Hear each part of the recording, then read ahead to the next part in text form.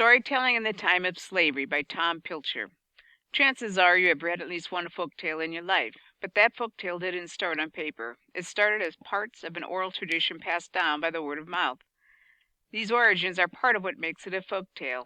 Folktales can tell you a lot about the people who made them up. They can express people's beliefs, ideas, values, or even their hopes and fears.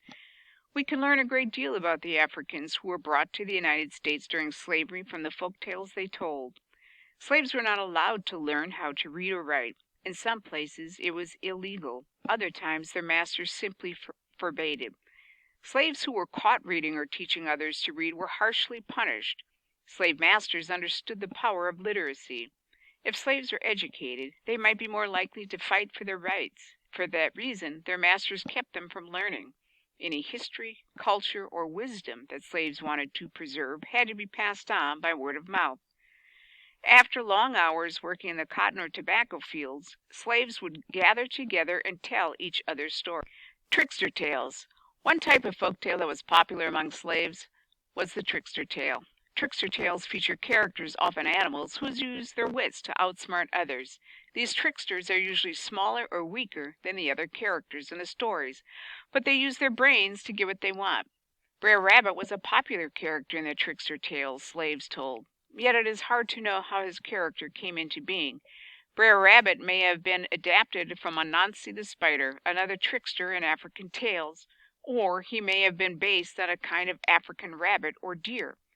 But stories about him usually follow the same pattern. Brer Rabbit gets himself into a tough situation, and then he finds a clever way to trick others into helping him out of it. In one classic Brer Rabbit story, he is trapped in a bucket at the bottom of a well and can't get out. Then Brer Fox comes along. Brer Rabbit convinces the fox that there's a piece of cheese at the bottom of the well. The cheese is actually just the moon reflected in the well water. When Brer Fox finally jumps into the bucket at the top of the well, his bucket goes to the bottom, while Brer Rabbit's bucket rises to the top. The rabbit escapes, saying, "Brother Fox, I tell you, that's the way it is in life. Some are going, some coming." Many people believe that trickster tales weren't just funny stories that kept people's spirits up. They might also have been a kind of coded language for slaves that allowed them to secretly talk about the cruel or foolish behavior of their masters. The foxes, wolves, and bears in the tales represented the people who kept them in chains. Brer Rabbit and other tricksters represented the slaves, making fools out of those who were larger and stronger. Freedom tales. Trickster tales were not the only kind of folk tales told during slavery. Slaves would also tell tales of escaping to freedom, sometimes in magical, impossible ways. One of the most famous freedom tales is about slaves who use the power of flight to escape from the plantations where they are forced to work. This group of slaves were African Igbo people who were brought to Georgia in the 1800s. The Igbo fought against the men who brought them to the plantations. The story of the rebellion eventually turned into a magical tale. In 1985, author Virginia Hamilton published a version of this folktale called "The People Could Fly." It begins this way. They say the people could fly, say that long ago in Africa some of the people knew magic. And they would walk up on the air like climbing up on a gate. And they flew like blackbirds over the fields, black, shiny wings flapping against the blue up there. Then many of the people were captured for slavery. The ones that could fly shed their wings. They couldn't take their wings across the water on slave ships. Too crowded, don't you know? Say the people who could fly kept their power, although they shed their wings. They kept their secret magic in the land of slavery.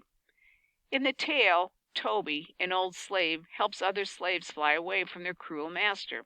Toby joins them in the sky, but some of the slaves do not have flying magic. They are forced to stay behind. Hamilton's folktale says, the slaves who could not fly told about the people who could fly to their children when they were free.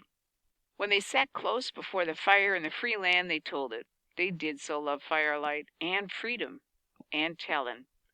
The flying tale has many different versions and different details. In some tellings, the slaves disappear or they walk underwater back to Africa instead of flying. In one version, a magic hoe is left hoeing the field after the people fly away. Like trickster tales, these magical tales allowed African American slaves to hope and to believe that freedom could be theirs someday. The stories live on. Slavery ended in the United States in 1865. As former slaves learned how to read and write, they and their descendants wrote their stories down. We can now read different versions of these stories all over the world. Virginia Hamilton's grandfather, Levi Perry, was a slave.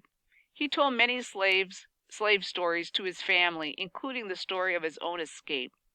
In an interview, Hamilton said her grandfather sat his 10 children down every year and said, "I'm going to tell you how I escaped from slavery, so slavery will never happen to you." These stories were passed on to Virginia Hamilton by her parents. Hamilton also said in the interview that her parents were unusually fine storytellers. She believes they were passing along their heritage and pride in their history, even if they did not realize it. This inspired Hamilton to take an interest in literature and in her own past. She went on to collect many slave stories in her book, The People Could Fly.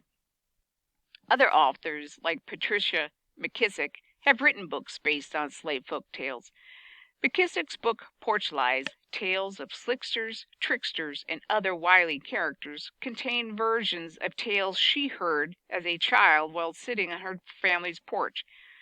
McKissick says her grandfather would tell trickster stories to teach a value, to encourage us to think critically, or just to entertain us by putting a little joy in an otherwise gray day. In the past, many of these folk tales were lost because nobody wrote them down. Once the people who knew and told the stories were gone, the stories died with them. Now, because some of them are written down, we can read them for years to come. Writers and artists can find inspiration in them, and new generations of storytellers can tell them to new listeners.